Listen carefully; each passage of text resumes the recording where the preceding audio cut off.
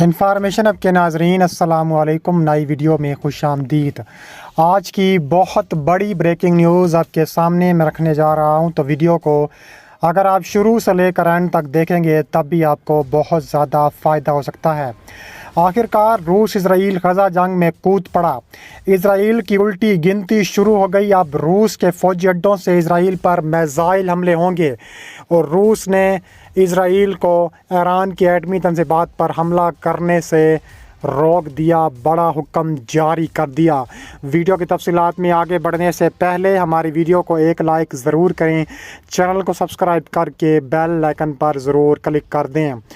ناظرین گرامی، آج کی ویڈیو میں ہم بات کریں گے ایک ایسی عالمی کشیدگی کی جس نے دنیا بھر کو ہلا کر رکھ دیا ہے۔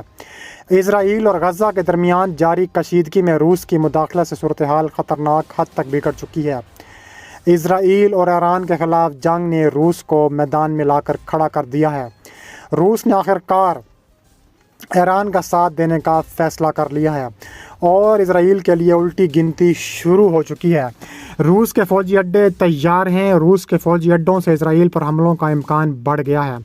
اس ویڈیو میں ہم آپ کو تفصیل سے بتائیں گے کہ یہ صورتحال کیسے بنی، اس کے عالمی اثرات کیا ہوں گے، آنے والے دنوں میں کیا ہو سکتا ہے، روس کی اس جنگ میں مداخلت کی اصل وجوہات کیا ہیں، حالیہ کشیدگی کے دوران روس نے کیوں اسرائیل کے خلاف کھل کر موقف اپنایا۔ ہم دیکھتے ہیں کہ روس اور اسرائیل کے تعلقات کیسے خراب ہوئے اور یہ جنگی مداخلت کیسے وجود میں آئی۔ روس ہمیشہ سے فلسطین کا حامی رہا ہے، لیکن حالیہ جنگی صورتحال میں روس کی مداخلت نہ صرف اسرائیل بلکہ پورے مشرق وسطیٰ کے لیے ایک اہم موڑ ثابت ہو سکتی ہے۔ روس نے غزہ جنگ میں اسرائیل کے خلاف اپنی فوجی تیاریاں شروع کر دی ہیں۔ روس کے فوجی اڈے اس وقت ہائی الرٹ پر ہیں، روسی فوجیں کسی بھی وقت اسرائیل پر حملہ کرنے کے لیے تیار ہیں۔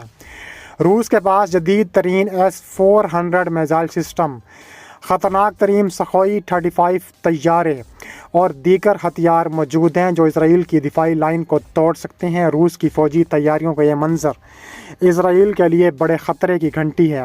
اسرائیل اور ایران کے درمیان جاری جنگ میں ایران اور فلسطینیوں کی مزاحمت کس قدر مضبوط ہو چکی ہے، اس کے ساتھ ہی روس کی مداخلت نے ایران اور فلسطینیوں کو مزید حوصلہ دیا ہے۔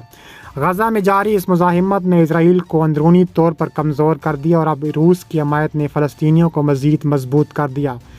روس کی مداخلت پر عالمی برادری کیسے رد عمل ظاہر کر رہی ہے؟ امریکہ، یورپ اور دیگر بڑی طاقتیں اس صورتحال کو کیسے دیکھ رہی ہیں؟ کیا دنیا ایک بڑے جنگی تصادم کی طرف بڑھ رہی ہے؟ امریکہ اور یورپی یونین نے اسرائیل کی حمایت میں بیانات دیے ہیں، لیکن روس کی مداخلت نے عالمی سیاست میں ایک نیا موڑ پیدا کر دیا ہے۔ اب دیکھنا یہ ہے کہ کیا عالمی طاقتیں اس کشیدگی کو روک سکیں گی یا پھر دنیا کی ایک بڑی جنگ کی طرف بڑھ رہی ہے۔ اگر روس نے اسرائیل پر حملہ کیا تو اس کا پس منظر کیا ہوگا؟ روس کے حملے کا اسرائیل پر کیا اثر ہو سکتا ہے؟ روس اور اسرائیل کے درمیان ممکنہ جنگ کا عالمی سطح پر کیا اثر ہوگا؟ مشرق وسطیٰ میں اس جنگ کے نتیجے میں بڑی تبدیلیاں رونما ہو سکتی ہیں۔ روس کے جدید میزائل اسرائیل کے لیے ایک بڑا خطرہ ہیں۔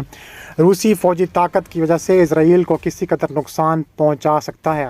اسرائیل اپنے دفاع کے لیے تیار ہے، لیکن اسرائیل پر تابڑ توڑ میزائل اگر روس نے داغ دیے تو اسرائیل کی اینٹ سے اینٹ بچ جائے گی۔ روسی میزائلوں کی طاقت اور درستگی نے اسرائیل کے لیے خطرے کی گھنٹیاں بجا دی ہیں۔ اب دیکھنا یہ ہے کہ کیا اسرائیل روس کے خطرے کا سامنا کر پائے گا یا نہیں۔ فلسطین اور حماس کا اس صورتحال پر موقف واضح ہے اور حماس اور دیگر فلسطینی گروپ اس موقع کا فائدہ اٹھا کر فلسطین و اسرائیل پر تابڑ توڑ حملے کریں گے۔ اس کے علاوہ فلسطینی مزاحمت نے اس کشیدگی کو ایک نئی جدت دی ہے اور اب روس کی مداخلت نے فلسطینیوں کے موقف کو مزید تقویت دی ہے اور روس اور اسرائیل کے درمیان مذاکرات ہو سکتے ہیں اور عالمی برادری صورتحال کو کیسے سنبھال سکتی ہے۔ آئیے دیکھتے ہیں کہ اس تنازع کا ممکن حل کیا ہو سکتا ہے۔ اور کہا جا رہا ہے کہ اب روس نے خطرناک نتائج کی دھمکی دی ہے اسرائیل کو۔ اسرائیل ایرانی جوہری تنصیبات پر حملہ کرنے کا سوچے بھی نہیں، روس کا انتباہ۔ روس نے اسرائیل کو خبردار کیا ہے کہ وہ ایرانی جوہری تنصیبات پر حملہ کرنے کے بارے میں سوچے بھی نہ۔ روسی نائب وزیر خارجہ سرگئی ریابوکوف کے حوالے سے روس کے خبر رساں ادارے تاس نے اس انتباہ کو رپورٹ کیا کہ یہ انتباہ جمعرات کے روز سامنے آیا ہے۔ ایران نے اسرائیل پر 1 اکتوبر کو اسرائیل پر جوابی حملہ کیا تھا اور اس وقت یہ افواہیں موجود ہیں کہ اب اسرائیل ایک بار پھر ایران پر بھی حملہ کرے گا، اور اس سلسلے میں اسرائیل کے ایران میں ممکنہ اہداف بھی زیر بحث آ رہے ہیں، جن میں ایرانی جوہری اور تیل سے متعلق تنصیبات اسرائیل کے نشانے پر آنے کا خدشہ ظاہر کیا جاتا ہے۔ روس کے نائب وزیر خارجہ نے کہا ہے کہ ہم یہ بار بار انتباہ کر چکے ہیں کہ اسرائیل ایرانی تنصیبات پر حملہ کرنے کا تو درکنار اس کے بارے میں سوچنے سے بھی گریز کرے۔ اگر ایسا ہوا تو یہ ایک بہت بڑی تباہی پر مبنی پیش رفت ہوگی اور علاقے میں ان تمام اصولوں کے خلاف ہوگی جو علاقوں کے ملکوں کا جوہری بموں سے تحفظ مناتے ہیں۔ یاد رہے کہ اسرائیل اور یورپی ممالک کو ایک عرصے سے یہ خوف ہے کہ ایران جوہری بم تیار کر رہا ہے، تاہم ایران اس امریکی تردید کرتا ہے۔ اسرائیلی وزیر اعظم نیتن یاہو نے ایک بیان میں کہا تھا کہ اسرائیل امریکہ کی سنتا ہے، تاہم وہ اپنی مرضی سے اقدامات کرتا ہے۔ امریکہ بھی اسرائیل کو ایران کی جوہری تنصیبات اور تیل سے متعلق تنصیبات پر حملہ نہ کرنے کا مشورہ دے رہا ہے۔ روسی میڈیا نے یہ اطلاع دی ہے کہ روسی نائب وزیر خارجہ نے بتایا ہے کہ روس اور ایران کے درمیان مسلسل رابطہ ہے۔ یہ رابطہ خطے کی موجودہ کشیدگی کے علاوہ بھی ہر سطح پر رہتا ہے۔ روس نے اسلامی جمہوریہ ایران کے ساتھ یوکرین جنگ کے شروع ہی میں اپنے تعلقات کو بہت گہرا کر لیا تھا۔ روس اور یوکرین جنگ فروری 2022 سے جاری و ساری ہے۔ اس کے علاوہ کہا جا رہا ہے کہ نیتن یاہو کا ایک تازہ ترین بیان سامنے آیا ہے۔ انہوں نے کہا ہے کہ لبنان میں اسرائیلی فوج کو روس کے جدید ترین ہتھیار ملے ہیں۔ اسرائیلی وزیر اعظم نیتن یاہو نے فرانس کے ایک اخبار کے ساتھ انٹرویو میں انکشاف کیا ہے کہ لبنان میں جدید ترین روسی اسلحہ موجود ہے جو اسرائیل کو اپنے زمینی حملے کے دوران مل گیا ہے۔ نیتن یاہو کے مطابق جدید ترین اسلحہ بیروت کے جنوب میں حزب اللہ کے ہیڈ کوارٹر میں ملا ہے۔ انہوں نے ان خیالات کا اظہار فرانس کے اخبار فیگارو کے ساتھ ایک انٹرویو میں کیا۔ نیتن یاہو نے کہا ہے کہ UN قرارداد کے مطابق جنوبی لبنان کے علاقے دریائے لطافی میں صرف لبنانی فوج اسلحہ رکھ سکتی ہے، تاہم اس علاقے میں حزب اللہ نے سینکڑوں زمینی سرنگیں کھود رکھی ہیں اور ان سے بھاری مقدار میں اسلحہ اور جدید ترین اسلحہ ملا ہے۔